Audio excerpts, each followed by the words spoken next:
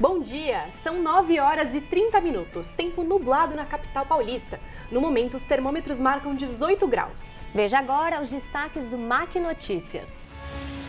Campanha do agasalho aquece o coração dos paulistanos. A nova moda do vape, os perigos à saúde dos jovens. Mulheres sofrem com a jornada tripla de trabalho e desenvolvem burnout. Fique sabendo tudo sobre a mais nova exposição da Pinacoteca. Adriana Varejão, suturas, fissuras e ruínas. O MAC Notícias começa agora.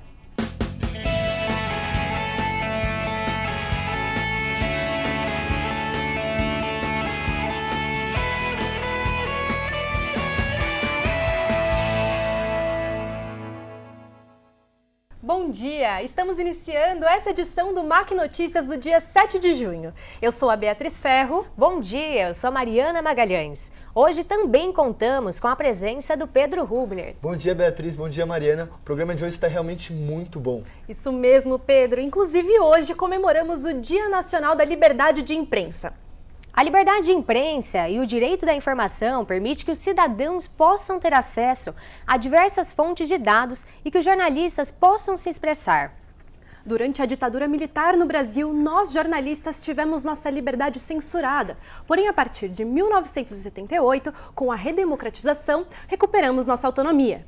Em meio ao debate sobre a liberdade de imprensa, o indigenista Bruno Araújo e o jornalista inglês Dom Phillips permanecem desaparecidos na Amazônia desde o último domingo. Verdade, Mariana. O fato mobilizou diversas entidades do país e do exterior ligadas ao jornalismo, à proteção dos direitos humanos e do meio ambiente, reforçando a importância da luta da imprensa por sua autonomia e papel essencial na manutenção da democracia. Quem fala mais sobre isso é o nosso comentarista, Pedro Paiva. Vamos acompanhar? A liberdade de expressão e o jornalista possuem uma relação indissociável. O jornalista trabalha graças a esse direito. É a base, o essencial. Ao mesmo tempo, o jornalista representa a importância da conquista dessa liberdade. É o intermediário da informação até o povo.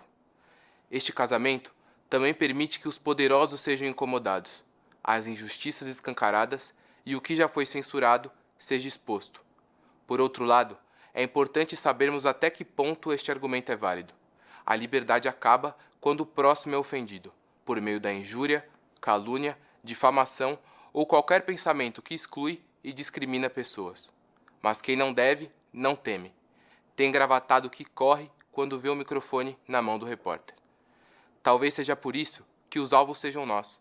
Em meio aos diversos bombardeios na guerra entre Ucrânia e Rússia, o míssil cai em uma torre de televisão em Kiev. Durante uma investida russa, morre Brent Renaud, jornalista e cineasta. Enquanto o debate político cresce no México, jornalistas clamam por proteção do Estado. O país terminou 2021 com o maior número de profissionais da comunicação mortos. E os números não param. Na Ásia, a violência contra funcionários da mídia é tão grande que já é tratada como um problema estrutural. No ano de 2021, 162 jornalistas foram presos por fazerem seu trabalho. 20 foram mortos. Enquanto diversas entidades no mundo lutam para o fim dessa violência, países criam leis para proteger jornalistas, a luta pela liberdade deve continuar. Nós, jornalistas, precisamos estar sempre motivados pelo direito à informação e na diária luta pela democracia. No mês de junho inicia o inverno e, segundo a previsão do tempo, pode ser que esse ano tenhamos temperaturas mais baixas. O jeito é se agasalhar ainda mais. E mesmo aqueles que não possuem condições podem contar com a ajuda de projetos sociais. Vamos acompanhar como isso acontece na reportagem de Pedro Rubner. O frio na cidade de São Paulo voltou a aparecer e a preocupação com as temperaturas começa a ser um tema debatido entre os paulistanos. Nos últimos anos, os termômetros vêm alcançando cada vez temperaturas mais baixas, e quem sofre é o cidadão. Toda a região, a América, no caso, de acordo com o fenômeno El Niño, Laninha, há muita influência em relação à questão de frio. Esse ano, a tendência é que, se estivermos efetivando de fato Laninha, iremos ter um inverno um pouquinho mais rigoroso do que anos de efeito de El Niño. No entanto, para muitos, o problema do frio é ainda maior. Moradores em situação de rua não têm roupa suficiente e nem locais para se abrigar do frio, podendo causar doenças e até mesmo a morte. Segundo o Movimento Estadual da População em Situação de Rua, apenas em 2021, 13 moradores morreram devido ao frio. Devido à pandemia, nos últimos 2 anos, houve um grande crescimento do número de pessoas em situação de rua. Segundo a Prefeitura de São Paulo, mais de 31 mil pessoas se encontram desabrigadas. No entanto, informações confrontam esse dado. Algumas ONGs que trabalham na cidade de São Paulo dizem que o número de moradores de rua é de mais de 60 mil pessoas, quase o dobro que o governo anuncia. Para ajudar as pessoas em situação de rua, existem diversos projetos sociais, como é o caso do Instituto Gás, um projeto que começou em 2016 e vem ajudando diversas pessoas. Foi numa época também de bastante frio, quando foi noticiado que algumas pessoas morreram de frio em São Paulo. Então, a primeira ação do Gás foi o Christian pegando as coisas que ele tinha em casa, que é o nosso presidente, e indo para a rua levar cobertor, agasalhos e o que ele tinha em casa, né? Só que assim, ele fez isso um dia, depois outro, e aí começou a pedir doações para as pessoas, e outras pessoas foram se juntando a ele, acabou o frio, mas a gente já não poderia mais simplesmente acabar com a ação, porque ele já conhecia as pessoas pelo nome, já tinha identificado que o problema na rua não era só o frio, a gente tem a questão de fome, de várias outras mazelas, e aí começou o Gás, né, em 2016, abril de 2016, esse foi o início de tudo. Mais de 500 pontos de coleta espalhados pela cidade de São Paulo, em locais como este aqui. Para doar é muito simples, apenas passar e deixar o seu casaco. Diversas pessoas já contribuíram com doações, como é o caso da Beatriz, estudante e que todo ano busca ajudar pelo menos com uma peça de roupa. É importante a gente participar da campanha de agasalho para poder contribuir com a nossa sociedade, para poder ter solidariedade com o próximo, principalmente no momento que a gente está vivendo aí, né, de crise econômica. E é importante a gente ter essa solidariedade, esse momento de doação aí, participando da campanha de agasalho, doando, né, o que a gente não está usando para que o próximo também tenha condição de suportar o frio que a gente está tendo agora. São atitudes simples, mas que fazem uma grande diferença na vida das pessoas. E você, já fez a sua doação hoje? Você pode entrar em contato com o GAS, que é o Grupo de Atitude Social, pelo site www.institutogás.org.br. Você também pode contribuir em outras instituições espalhadas pela cidade.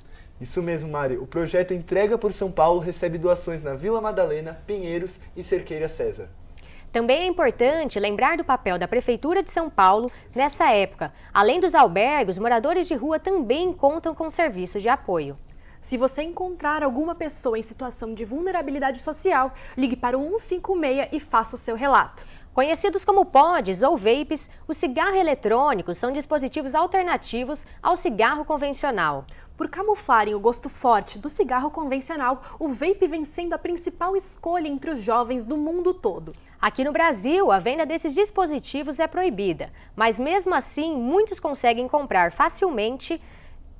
Acompanhe na reportagem de Paola Mercadante. Em meio ao debate sobre a regularização dos polêmicos cigarros eletrônicos no Brasil, a clandestinidade ganha força cada vez mais, especialmente entre os jovens.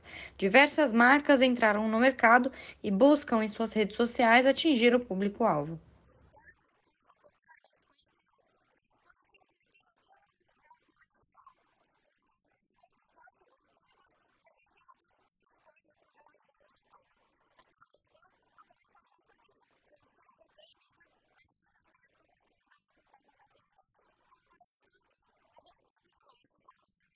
De acordo com o relatório Covitel, 1 a cada 5 jovens entre 18 e 24 anos utilizam cigarro eletrônico no Brasil. Além disso, a pesquisa também aponta que a população brasileira está praticando cada vez menos atividades físicas. Conversamos com o pneumologista Paulo César de Ribeiro, que explicou os malefícios do cigarro eletrônico, dispositivo que pode causar infecções pulmonares, além de problemas como dermatite, câncer e até doenças cardiovasculares. O vape, o cigarro eletrônico não tem monóxido de carbono. O problema é que, para você aquecer esse líquido, você tem um material dentro do cigarro eletrônico que é composto de níquel, que é composto de cobre, e aí você acrescenta um risco que o cigarro não tem. Além dos malefícios à saúde, o uso dos vapes pode afetar também o bolso do consumidor. Os valores do cigarro eletrônico e do convencional variam, mas considerando um pod de 1.000 puxadas, custando cerca de R$ 60, e um maço de cigarro com 300 puxadas, custando cerca de R$ 10, um consumidor de cigarros convencionais teria de gastar cerca de R$ 33 a mais para alcançar as tragadas equivalentes ao vape. A comercialização dos cigarros eletrônicos é proibida no Brasil desde 2009, por meio da Resolução de Diretoria Colegiada número 46 da Anvisa. É importante ressaltar que tanto estes quanto o cigarro convencional são nocivos e podem trazer consequências a curto, médio e longo prazo. O que você falou, a indústria fabricou um produto com uma apresentação muito mais agradável, coloridos, perfumado, tecnologicamente mais apresentável, né? Não é aquela coisa fedida e aquela fumaceira do cigarro. Porém, eles venderam e vendem hoje como sendo um simples vapor d'água, o que não é verdade. Né? Eles vendem como sendo uma maneira de você parar de fumar, o que não é verdade. Os Jogos Universitários de Comunicação e Artes, o JUCA, volta no dia 16 de junho na cidade paulista de São Carlos. E depois de 3 anos, a Universidade Mackenzie volta a fazer parte das competições. Henrique Liva conta um pouco sobre como será o evento este ano. Bom dia, Henrique. Bom dia, Mari, bom dia, Bia, bom dia, Pedro. É isso mesmo. Depois de 3 longos anos, o JUCA está de volta nos dias 16, 17, 18 e 19 de junho, no feriado de Corpus Christi. Serão 4 dias de festas, de jogos, com atrações como MC Drica, Pedro Sampaio e Glória Groove para animar a festa. O Mackenzie, depois de 3 anos, está de volta. Vamos jogar futecampo, handball, vôlei, entre outras modalidades. E a expectativa está grande no campus para trazer mais um título para cá. Eu volto aí com vocês. Obrigada, Henrique. E assim finalizamos o nosso primeiro bloco do Mac Notícias. Vamos para um breve intervalo e voltamos já.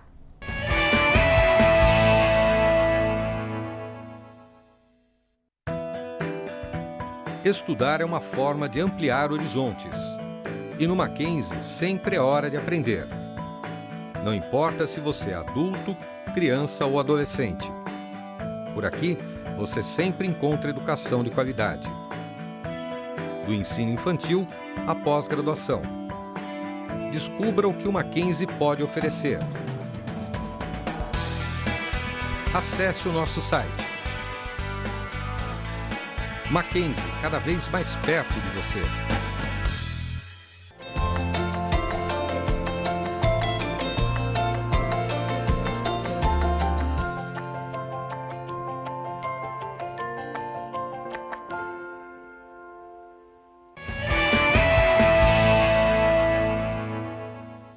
Estamos de volta com o Mac Notícias. E você, já ouviu falar em burnout? A síndrome causada pelo estresse rotineiro, esgotamento físico e mental, teve um aumento de casos durante a pandemia. Um dos grupos mais vulneráveis é o grupo das mulheres que enfrentam jornada tripla de trabalho. Confira na reportagem de Luísa Carniel como isso acontece. Nos últimos 50 anos, as mudanças no mercado de trabalho foram impactantes para a luta feminina. Ainda assim, o desequilíbrio nas tarefas domésticas permanece, e são inúmeras as mulheres que sofrem com uma rotina desgastante. Lorena Budin é aluna e trabalha, além de cuidar da sua própria casa. Ela já teve início de síndrome de burnout devido à sua rotina desgastante. Foi bem estressante porque eu estava estudando, estava trabalhando, estava cuidando da minha casa, mas eu estava com uma dependência, eu estava com uma DP na faculdade e eu estava com muito medo de não conseguir passar nessa DP. Então, tudo que passavam em um dia, tudo que os professores passavam em um dia, eu tentava fazer naquele dia. E, eu me culpava muito se eu não conseguisse terminar naquele dia. Então, eu fiquei fazendo isso por, acho que umas 3 semanas, e chegou na 4ª semana, e eu simplesmente não conseguia, sair da minha cama. Eu só chorava e eu não tinha forças para mais nada, porque, eu tava super esgotada por conta dessas 3 partes da minha vida. E essa carga de afazeres demandou muito mais do que 8 horas de trabalho diários. E por isso, muitas mulheres têm desenvolvido a síndrome de burnout. Segundo uma pesquisa realizada pela Great Place to Work, da startup Maven de Saúde, 23% das mulheres têm mais chances de ter burnout do que pais empregados. Essa pesquisa é só uma ilustração do que tem acontecido com cada vez mais frequência. As mulheres são mais afetadas pelo burnout, e aí eu acho que quando a gente fala em jornada tripla, a gente está colocando a mulher como uma cuidadora principal, especialmente quando a gente fala de filhos. Então, há uma suposição de que alguém vai cuidar da criança, e a suposição é de que há uma mulher cuidando de uma criança. É a mulher que amamenta? Ok. Mas só isso. O resto todo, teoricamente, pode ser feito por qualquer cuidador. Então, quando a gente coloca a mulher dentro do mercado de trabalho, a gente não tira ela de casa. Então, é esperado que tenha alguém cuidando dos filhos. A lógica toda é que, sei lá, se a gente pensar numa criança, ela vai ficar na creche das 8 da manhã às 5 da tarde. Mas a mulher, ou o marido, ou seja lá quem for, o cuidador, não vai estar em casa às 5 da tarde se ele estiver trabalhando. Então, quem vai estar? Você tem que contratar alguém. Então, se você vai contratar alguém, quem vai pagar por isso? Então, você vai empilhando uma série de responsabilidades, supondo que tem alguém em casa para cuidar. Leslie dos Santos enfrenta a jornada tripla, trabalhando durante o dia como pesquisadora e professora e de noite cuidando do seu filho de 2 anos. Não é visto como um trabalho criar um filho, então trabalho é o que eu tenho aqui, né, mais institucionalizado, enfim. E aí isso tem uma questão, porque você se sente super sobrecarregada, né? Porque criar um filho você está trabalhando o tempo inteiro, dando energia, dando suporte, dando conforto emocional, né? Só que ao mesmo tempo você precisa também de se cuidar, senão você não consegue dar esse suporte.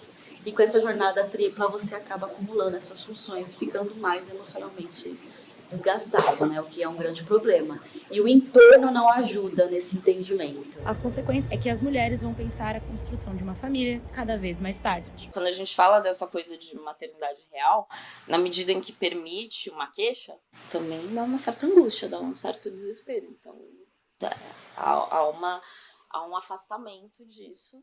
E aí, às vezes, há depois uma percepção de que não, quero ser mãe, mas aí isso vai acontecer tardiamente. O uso de aplicativos de namoro se tornou uma nova forma de se relacionar e caiu no gosto dos brasileiros, conforme pesquisa realizada pelo Happn Brasil. O levantamento mostrou que 60% da população faz uso dessa ferramenta. A pesquisa também apontou que 20% encontraram o atual ou último parceiro em redes sociais, sites ou aplicativos de relacionamento. A nossa repórter Luísa Carniel conversa agora com Lívia Almeida, que utiliza esses dispositivos. Bom dia, Luísa! Bom dia, Bia. Bom dia, Mari. Eu realmente, muitas pessoas estão usando o aplicativo de namoro.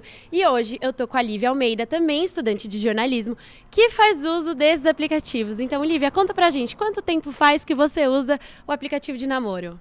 Bom, Luísa, eu comecei a usar faz mais ou menos um mês e foi por um motivo assim...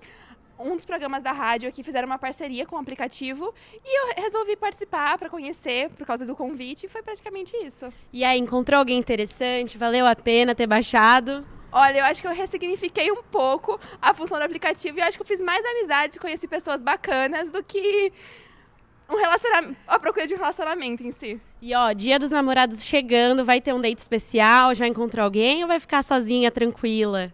Olha, fica suspense, mas eu acho que Dias dos Namorados é mais uma data comercial mesmo, a gente tem que estar com as pessoas que a gente gosta sempre, então não sei ainda direito. Então, esse aqui foi só mais um dos casos que a gente encontra bastante por aqui. Eu volto com vocês aí no estúdio. Obrigada, Luísa. Historicamente, o Pacaembu fez a alegria dos amantes do futebol durante 82 anos. Porém, desde 2020, o estádio vem passando por uma polêmica reforma. O que antes era um campo de grandes disputas, agora será um shopping center. Confira a reportagem. Aos 82 anos, o estádio do Pacaembu, palco de grandes decisões e jogos, ainda se mantém de pé. No entanto, de uma forma diferente, já que foi entregue à Alegra Pacaembu, empresa vencedora da licitação feita em 2019. Que já iniciou as principais mudanças para que o projeto esteja pronto no final de 2023. Alvo de polêmicas desde a sua concessão para a iniciativa privada, moradores da região se dividiram entre aqueles que eram a favor da obra e contra as mudanças e demolições das arquibancadas.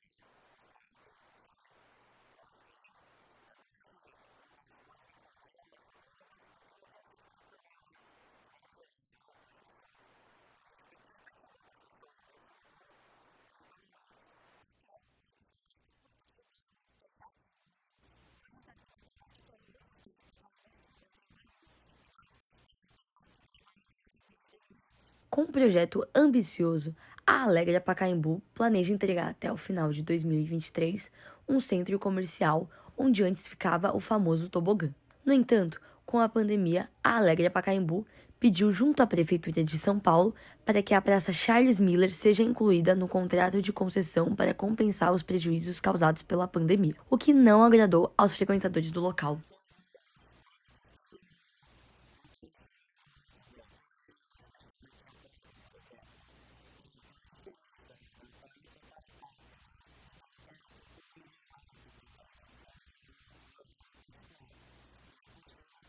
E no próximo bloco, uma exposição surpreendente na Pinacoteca de São Paulo. Não perca, o MAC Notícias volta já.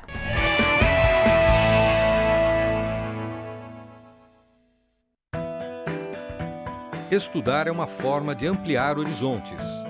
E no Mackenzie sempre é hora de aprender. Não importa se você é adulto, criança ou adolescente. Por aqui, você sempre encontra educação de qualidade.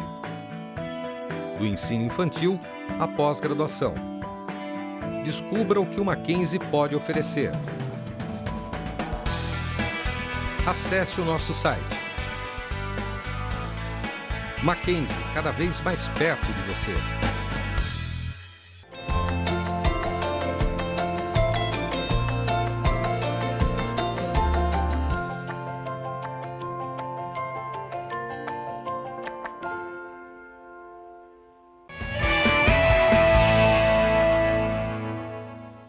Estamos de volta com o MAC Notícias. Uma nova exposição na Pinacoteca tem atraído a atenção de vários amantes das artes. Se trata da maior exposição da artista Adriana Varejão até hoje. E quem esteve presente para conferir as obras da artista foi a nossa apresentadora Beatriz Ferro. Vamos conferir? A Pinacoteca de São Paulo apresenta uma nova exposição, Adriana Varejão, Suturas, Fissuras e Ruínas.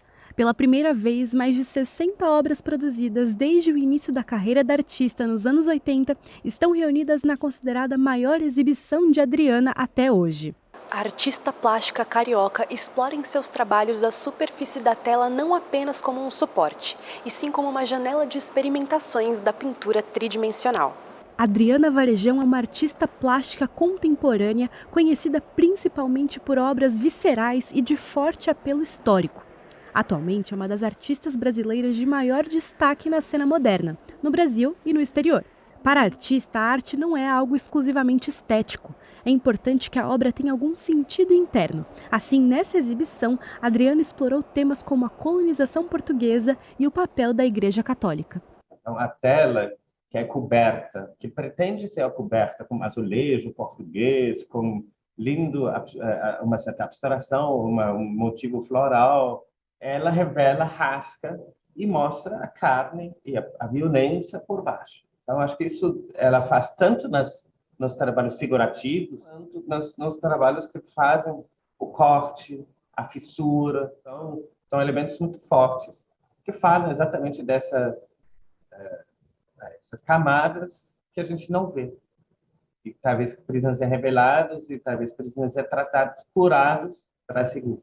A gente vê uma parte do colonialismo de uma forma, né, ali nos livros de história, né, e aqui ela retrata de uma forma aberta mesmo, essa fissura, muitas coisas que foram escondidas, né, do que aconteceu. Essa carne, essa parte mais crua, né, da obra dela, que ela tem mostrado, né, os quadros, que são pinturas, né, a forma como ela pinta de uma forma bem grosseira, assim, isso me chamou bastante atenção. Eu já vi umas 2 vezes aqui no museu, e esse trabalho feito por ela realmente tem um grande impacto. É uma modernista para mim, que ela bota a gente para poder pensar no ser humano dentro de uma sociedade em que a gente pouco valoriza essas configurações. Varejão retrata a colonização europeia na construção de feridas do sistema colonial que perduram até hoje. Os rasgos, cortes e fissuras em suas peças, com a reprodução da textura da pele humana na azulejaria do barroco português, expõem seus verdadeiros sangrentos interiores. A exposição ficará disponível na Pinacoteca de São Paulo até o dia 1º de agosto e é aberta ao público de quarta a segunda, das 10 da manhã às 5 da tarde. Lembrando que os ingressos devem ser reservados antecipadamente no site do museu. Realmente, o trabalho de Adriana Varejão é incrível. Foi uma das mais impactantes exposições que eu já fui. Vale muito a pena conferir. Como comentamos na abertura do MAC Notícias, hoje é comemorado o Dia da Liberdade de Imprensa. E justamente hoje devemos reforçar ainda mais a importância do nosso direito de expor e compartilhar informações. Muito bem lembrado, Beatriz, mas não devemos nos esquecer dos demais meios onde esse direito também é ameaçado. Verdade, Pedro, é o caso dos meios artísticos, que eventualmente são censurados ao trazerem à tona questões sociais e políticas fundamentais. E no Brasil, as produções nacionais ainda lidam com a falta de incentivo e interesse do público. E para aprofundar mais nesse assunto, acompanhe o comentário de Chiara Geia. No dia 19 de junho é comemorado o Cinema Nacional, mas não temos muito a celebrar. No levantamento referente aos anos de 2020 e 2021, notamos uma queda descontrolada nos espectadores e rendas de filmes brasileiros, ocasionados pela pandemia ou realmente o interesse do público. Em 2020, o cinema nacional atingiu 9 milhões de espectadores, transformando em 142 milhões de reais em renda. Já em 2021, com o cancelamento de eventos, apenas 700 mil pessoas foram prestigiar os filmes do país, gerando só 11 milhões de reais. Em contrapartida, o cinema internacional alcançou 48 milhões de brasileiros, com quase 1 bilhão em renda. Além do menor público nos últimos anos, filmes brasileiros também são alvos de censura. Lázaro Ramos, diretor do aclamado Medida Provisória, relatou que sofreu censura burocrática de pessoas ligadas ao governo, transformando o lançamento previsto para 2020 em 2022. Mesmo com pouquíssimos recursos, produções brasileiras são destaques mundialmente. Em exemplo, Cidade de Deus, na lista de filmes essenciais para o cineasta norte-americano Spike Lee. No entanto, o futuro parece promissor, com grandes expectativas na reabertura total das salas de cinema e realizações de eventos. E confira agora a programação dos filmes nacionais exibidos no centro de São Paulo. No Sesc São Paulo você pode assistir a 2 filmes, A Felicidade das Coisas, de Thaís Fuchinaga, e O Último País, de Gretel Marim. No cinema Reserva Cultural temos o filme Pureza, de Renato Barbieri, que conta com a atriz Dira Paz no papel principal. E quem ainda não teve a oportunidade de assistir Medida Provisória, de Lázaro Ramos, pode conferir no Cine Sala, em Pinheiros. E assim encerramos mais uma edição do MAC Notícias. Pedro, foi um prazer ter aqui conosco. Obrigado, Mariana, obrigado, Beatriz, e obrigado a todas as pessoas que assistiram o programa de hoje. Isso mesmo, e não se esqueçam de conferir as próximas edições do MAC Notícias. Tenham um bom dia.